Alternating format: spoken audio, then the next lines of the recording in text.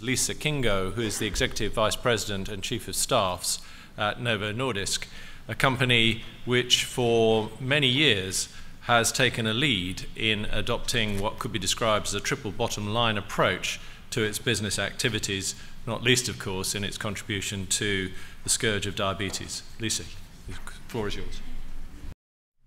Graham, thank you very much for this nice introduction. I have been invited to share my reflections on the achievements that have brought us here and the challenges ahead. It is absolutely a great honor, and I'm sure that I can say on behalf of everyone around the tables that it's a true privilege to be here. And those of us who represent the private sector are grateful for the way that we have been welcomed today. One of my favorite quotes is from Dante's Inferno, stating that the hottest places in hell are reserved for those who, in time of moral crisis, maintain their neutrality. As we come together to agree on a vision for the future we want, and to set sustainable targets which will help us realize it, it is important to remind all of us that we have more that joins us than actually divides us. There's simply too much at stake to maintain our neutrality. It's about our future, and we are in it together.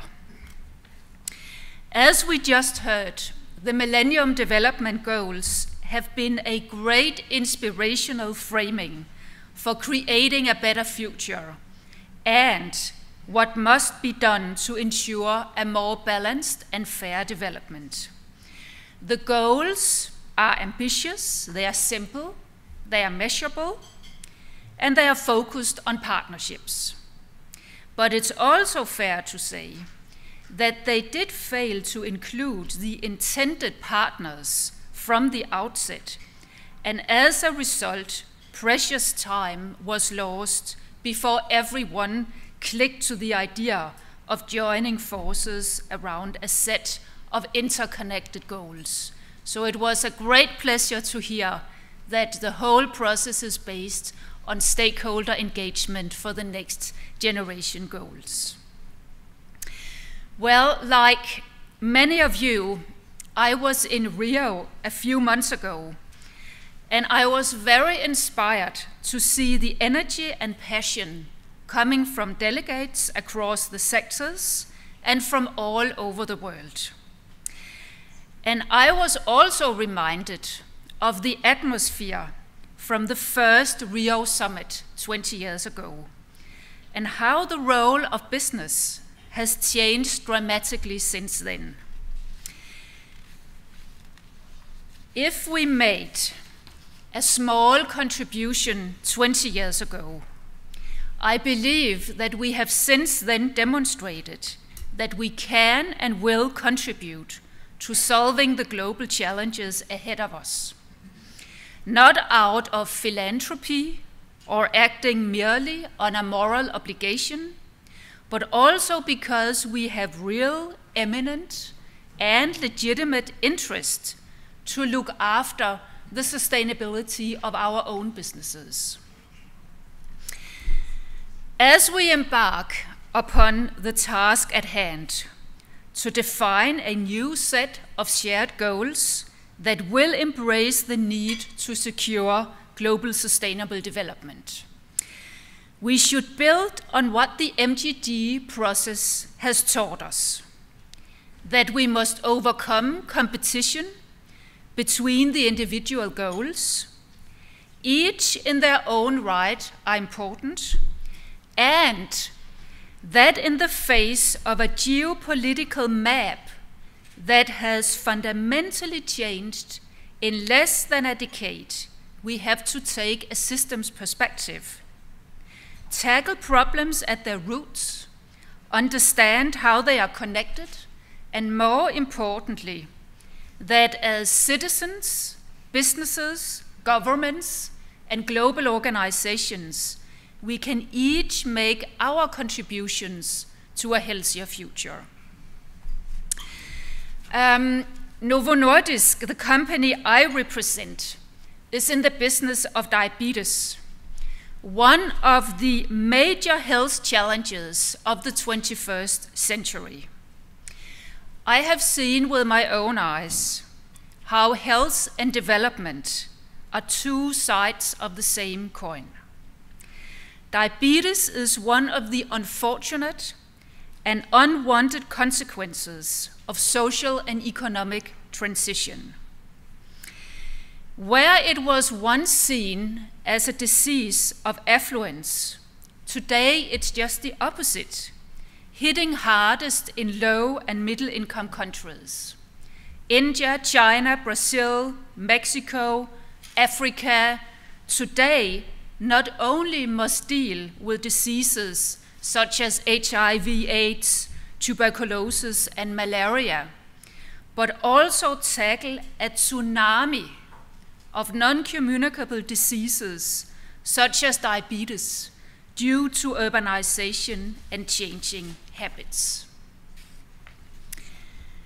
Disease leads to poverty for the individual, families, communities, and nations.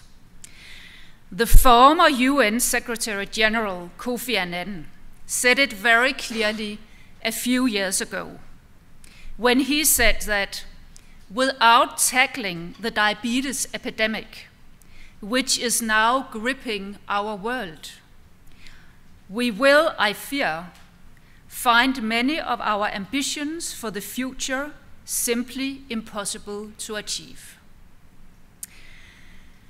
This is also why I was so pleased to see that health was recognized as a prerequisite for sustainability at this year's Sustainability Summit in Rio.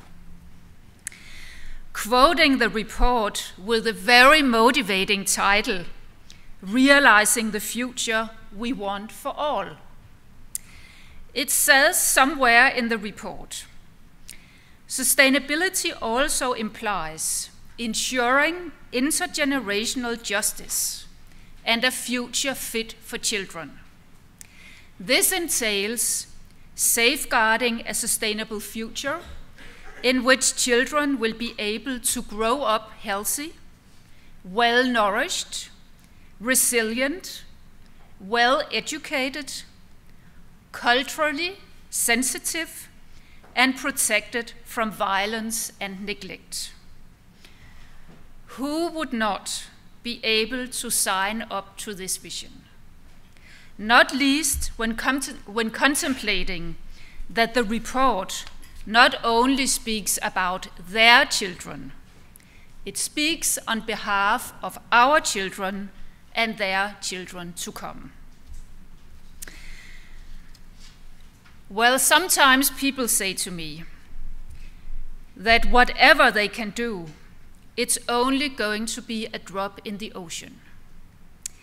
It will not halt global warming, create more fresh water, or eliminate poverty. So why do anything? This is where I come back to my first point. This is an age and time of great moral crisis. We cannot allow ourselves of being paralyzed by the sheer magnitude and complexity of that challenge. We cannot allow ourselves to say, "It's not my problem." Agreeing on a shared vision for a healthy and resilient planet with healthy and resilient people is our first task. Then to set actionable targets that we can all work towards. This is, to me, the most important leadership challenge that we are faced with today. No one in this group is content with business as usual. Everyone has a valuable contribution to make, and we are here to discuss how we can make the most out of our combined resources, our competences and skills, our creativity and innovation, our economic and political power, our reach and influence. And if there is one thing businesses have proven that we do well, it is to set ambitious goals and hold ourselves accountable for achieving them. That, I think, is our unique strength that can be leveraged as we set off to begin to define new shared targets for a common vision for the future. What we are building is new business models fit for the purpose and able to lead and inspire through our actions and impacts. We have the opportunity to demonstrate that together with civil society and governments, we can forge partnerships to drive the transformational change that we need to see. It's not going to be a ride in the park. If it were, we would have seen more successful outcomes of the many good initiatives that have been launched, whether under the UN auspices or in other settings. Distrust and prejudice still exist, and all parties have to invest time and effort into building and earning trust, the most essential ingredient for successful relationships and for sustainable solutions. Ladies and gentlemen, we are here as leaders, and leadership, in the words of Secretary General Ban Ki-moon, is what will help us to strengthen our resilience and protect important gains in development. 365 days from now, it will be time to take stock of the MDGs.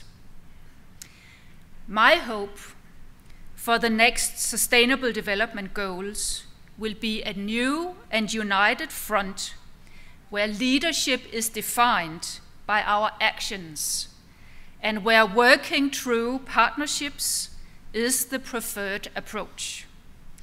Because we understand that we are the people that can make change happen, and because we do not maintain our neutrality in times of great crisis. Thank you very much for listening.